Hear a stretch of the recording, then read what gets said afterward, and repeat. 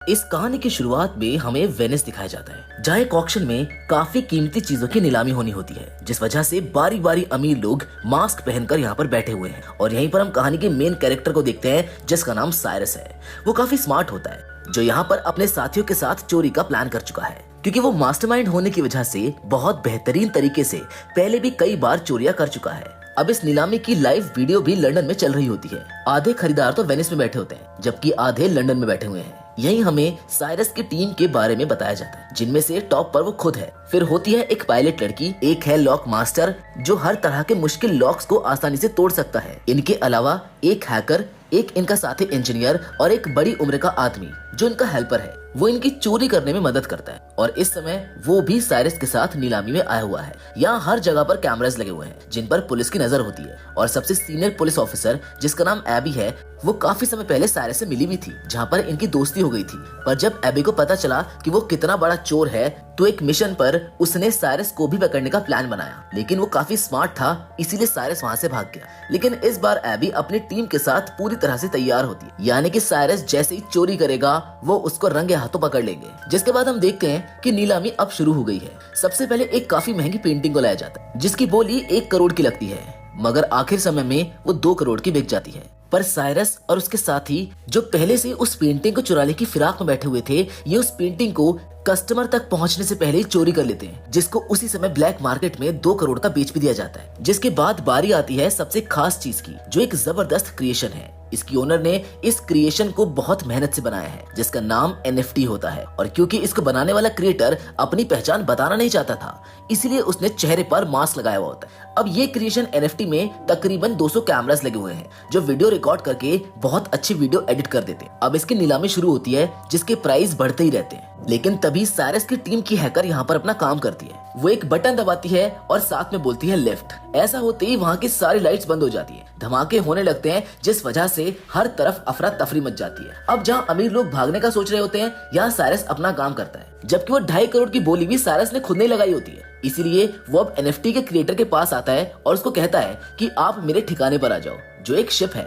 NFT भी वहीं पर लाई जाएगी और हम आपको पैसे भी वहीं पर दे देंगे। अब वो सारी चीजें ऊपर बैठी एबी देख रही होती है, इसीलिए वो साइरस को पकड़ने के लिए खुद भी जाती है और अपने साथियों को भी लगा देती है। पर साइरस और उसकी टीम जो यहाँ से भाग रहे थे, उनके पीछे पीछे एबी और उसकी टीम बढ़ जाती है। वो लोग पहले ऐसे ही भागते रहते हैं, जिसके बाद वो स्पीड बोट में बैठ जाते हैं, जहाँ पुलिस को चकमा देते हुए समुद्र के बीच में आ जाते हैं। इन्होंने बैरियर्स खड़े कर दिए थे, जिससे पुलिस इनके पीछे तक आ जाती है, लेकिन फिर भी ये लोग निकल जाते हैं। ये लोग अपने ठिकाने और शिप में पहुंच जाते हैं, जहाँ ये NFT के लेन देन के बाद खूब पार्टी करते हैं। एबी, जो अभी भी छानबीन कर रही होती है, वो नीलामी में आए लोगों की वीडियो को बड़ी गौर से देख रही थी।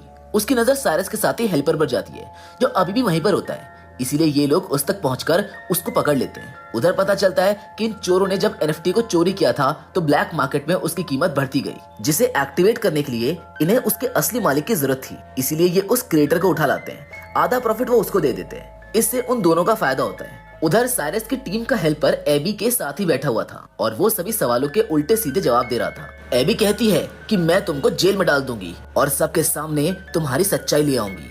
अच्छा होगा कि तुम अपनी टीम के बारे में हमको सब कुछ सच बता दो। जिस पर हेल्पर कहता है कि मेरी टीम इस वक्त लंदन में है, अगर उनको पकड़ना है तो तुमको मेरे साथ वहाँ पर जाना होगा। इसीलिए अब एबी अपने साथियों को लेकर लंदन के पुलिस डिपार्टमेंट में चली जाती है। यहाँ उसकी मुलाकात एक और ऑफिसर से होती है, जो उसको बताता है कि मुझको सीक्रेट तरीके से पता चला है कि सबसे बड़ा माफिया, जिसका नाम लास है, उसने हाल ही में मार्केट के शेयर के साथ हेरा फेरी की है, जिस वजह से कीमतें ऊपर नीचे हुई और उसको बहुत प्रॉफिट हुआ। मगर इस प्रॉफिट की वजह से मार्केट या चीजों की कीमतों की उलटपुलट नहीं, बल्कि शहर में कई चीज की उलटपुलट हुई। असल में लास ने डैम का पानी पूरे शहर में फैला दिया है, जिससे वहाँ पर बाढ़ आ गई है। इस वजह से घर डूब गए हैं, लोगों की जानें चली गई हैं। और अब लार्स बिल्कुल ऐसे ही एक दूसरे शहर के साथ भी करने वाला है, जिसमें लार्स के साथ साथ एक काफी बड़ा माफिया भी शामिल है। और ये काम वो दोनों अगले 2 महीने में अंजाम देने वाले हैं। लार्स उस माफिया को पहले पेमेंट करेगा, जिसके बाद वो डैम के बैरियर्स हटवाने की इजाजत दे देंगे।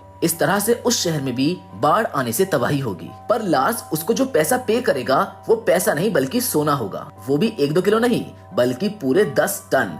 और अब उनकी इस डील को मुझको तोड़ना है और पेमेंट रुकवाने के लिए मुझको तुम्हारी जरूरत है। एबी कहती है कि मैं इसमें क्या मदद कर सकती हूँ। जिस पर वो ऑफिसर बताता है कि हमें एक ऐसे बंदे की तलाश है जो चोरों की तरह ही सोचकर चोरों को पकड़ सकता है।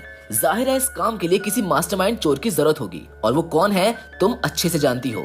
एबी समझ गई थी कि यहाँ पर ये ऑफिसर साइरस की बात कर रहा है, जिस पर एबी फौरन बोलती है कि नहीं नहीं सर, जैसा आप सोच रहे हैं वैसा कुछ नहीं हो सकता। आप चाहते हैं मैं साइरस के पास जाकर उससे मदद मांगू और वो हमारी मदद करने को तैयार हो जाएगा? ये नामुमकिन है। जिस पर ऑफिसर कहता है कि अगर साइरस और उसकी टीम ऐसा करने के लिए ना माने तो ना जाने कितने मासूम लोगों की जानें चली जाएंगी। तुम्हें कैसे भी करके उसको मनाना ही होगा ताकि हम लाश को रोक सके। जिसको सुनकर एबी अब मान जाती है और तुरंत पहुंच जाती है साइरस के पास। यहाँ पर दोनों एक दूसरे को ही दोष देने लगते हैं कि तुमने मुझको धोखा दिया है, मैंने तुमको नहीं दिया है। पर आखिर में बात खत्म करके साइरस उसके आने की वजह पूछता है, जिस पर एबी कहती है कि तुम्हें मेरे लिए एक चोरी करनी होगी, और उसे एबी वो सारी बात बता देती है जो उस ऑफिसर ने एबी को बताई थी। वो कहती है कि तुम्हें वो सारा सोना चोरी करना होगा। जिसके बाद साइरस ये सारी बात अपने साथियों को बताता है। उसके साथी चौंक जाते हैं, जिस पर साइरस कहता है कि मैं समझ सकता हूँ कि ये काम बहुत मुश्किल है, लेकिन ये करना भी बेहद जरूरी है, क्योंकि अगर वो अपने प्लान में कामयाब हो जाते हैं तो पूरा शहर बाढ़ में बह जाएगा, जिससे काफी मासूम जाने जाएंगी। लेकिन ये मिशन बहुत मुश्किल होने वाला था, क्योंकि इनको सोना प्लेन से चोरी करना था और प्लेन में लार्स के गुंडे भी मौजूद थे। इसलिए यहाँ पर साइरस और उसकी टीम अपने काम में लग जाते हैं कि वो कैसे अपने इस मिशन को अंजाम देंगे। यहाँ सबसे पहले हैकर बताती है कि अगर हम बिल्कुल वैसा ही दिखने वाला प्लेन बना लें तो चोरी करना आसान हो जाएगा। पर सवाल ये है कि वैसा प्लेन आएगा कहाँ से? इस पर साइरस कहता है कि नीलामी घर में मैं एक अमीर लड़की से मिला था जो प्लेन के लेन देन में काम करती है। उसके पास एक ऐसा प्लेन है जो थोड़ा बहुत उससे मिलता जुलता है, जिससे हम खुद चेंज करके वैसा बना सकते हैं। तो हो सकता है कि शायद वो हमको प्लेन दे दे। इसलिए अब ये सारे लोग उस प्लेन डीलर के पास पहुंच जाते हैं, जो इन्हें वही आलीशान प्लेन दिखाती है। ये काफी खूबसूरत भी था, लेकिन इसको उड़ाना मना था क्योंकि इसमें कई सारे एलईडी ग्लास लगे हुए थे। साथ ही बहुत ज्यादा शोर भी करता था, इसीलिए डीलर अपना प्लेन देने से मना कर देता है। लेकिन एबी उसको बता देती है कि मैं एक पुलिस वाली हूँ और इस तरह के प्लेन तो रखना वैसे भी इलीगल ही है, और अगर तुमने ये हमको नहीं दिया तो तुमको जेल की हवा खानी होगी। जिस पर आखिर में वो मान जाता है। अब प्लेन तो मिल गया था, लेकिन अगली सबसे बड़ी प्रॉब्लम ये थी कि रडार पर हेरा फेरी कैसे की जाएगी, जिसके लिए इन्हें बनाना होगा पीएसआई, जो इस तरह के सिग्नल बनाएगा जिससे हवा में दो प्लेन उड़ रहे होंगे मगर वो सिग्नल सिर्फ एक का ही दिखाएगा। लेकिन यहाँ एक छोटी समस्या थी, मतलब जब ये दोनों प्लेन्स को एक दूसरे के ऊपर नीचे करेंगे तो कुछ समय के लिए रडार पर ये दोनों प्लेन्स नजर आएंगे, जो हेडक्वार्टर में बैठ रहे लोग देख लेंगे। इसलिए इन्हें वहाँ अपने किसी खास आदमी को बैठाना होगा। जिस पर एबी कहती है कि एयरपोर्ट पर मैं एक ऑफिसर को जानती हूँ जो मेरा दोस्त है, वो वहीं बैठा होगा तो हमारा काम वो कर देगा। इसलिए ये सब अब उस ऑफिसर से मिलते हैं जो हैंडीकैप था और वो व्हीलचेयर पर होता है। ये अपनी बात उसके सामने रखते हैं, लेकिन वो ऐसा करने से मना कर देता है। वो कहता है कि सॉरी, मैं ये काम नहीं करूंगा क्योंकि इसमें चोरी शामिल है, और वो भी उसके लिए जो शहर का सबसे बड़ा माफिया लास है। नहीं, बिल्कुल भी नहीं।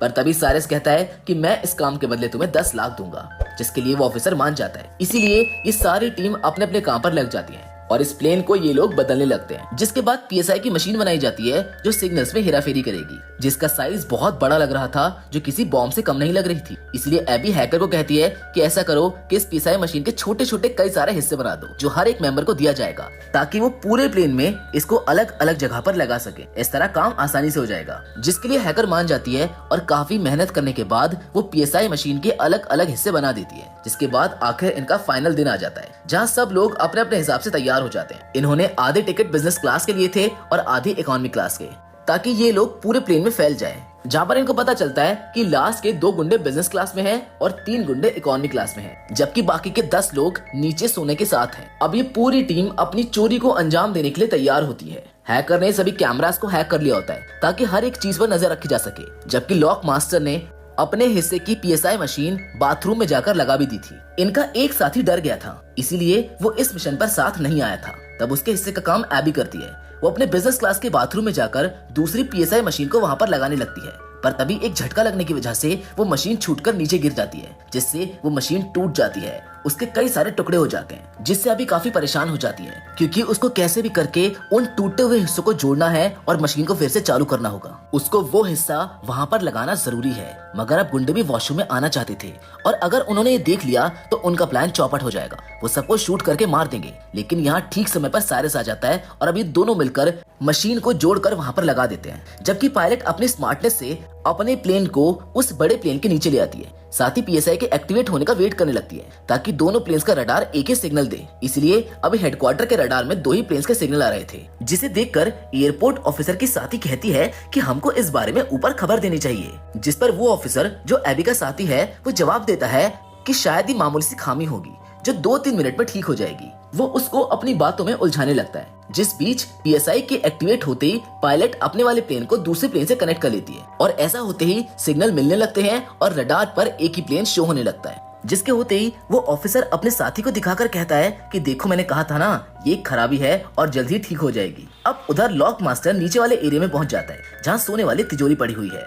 वो अपनी हाईटेक मशीन को तिजोरी पर लगा देता है और उसका लॉक तोड़ने की कोशिश करता है, पर इस बीच गुंडों को शक होने लगता है, इसलिए वो अपने सोने तक पहुंचने की कोशिश करने लगते हैं। अब इस बात की खबर साइरस को भी पता चल जाती है, इसलिए वो उनको रोकने की कोशिश करता है, जिससे अब उन सब चोरों की लाश के गुंडों से लड़ाई शुरू हो जाती है। इनकी जबरदस्त लड़ाई होने लगती है, वो भी चलते हुए प्लेन में, जिस वजह से झटका लगने की वजह से पायलट को लगता है कि प्लेन में कोई गड़बड़ है, इसलिए वो तुरंत हेडक्वार्टर में खबर देता है। तब एबी के साथी ऑफिसर उसे कहता है कि मौसम खराब है, इसलिए आपको पास के हवाई अड्डे पर प्लेन को उतारना होगा। उसकी बात मानकर पायलट प्लेन को उतारने लगता है, पर ये जगह प्लेन को लैंड कराने के लिए छोटी है, जिस वजह से उस पायलट को काफी मुश्किल होती है, लेकिन वो जैसे तैसे प्लेन को उस छोटे से हवाई अड्डे पर उतार लेता है। इसीलिए अब साइरस की पायलट साथी भी प्लेन को वहाँ पर लैंड करवा लेती है, पर इस बात का लास्ट को भी पता चल जाता है कि हमारा प्लेन हाईजैक हो गया है। जहाँ उसको लैंड करवाना था वहाँ होने के बजाय वो कहीं और ही लैंड हो गया है। इसीलिए लास अपने साथियों को कहता है कि जो कोई भी मेरे सोने को मुझ तक पहुँचने से रोक रहा है उनको खत्म कर दो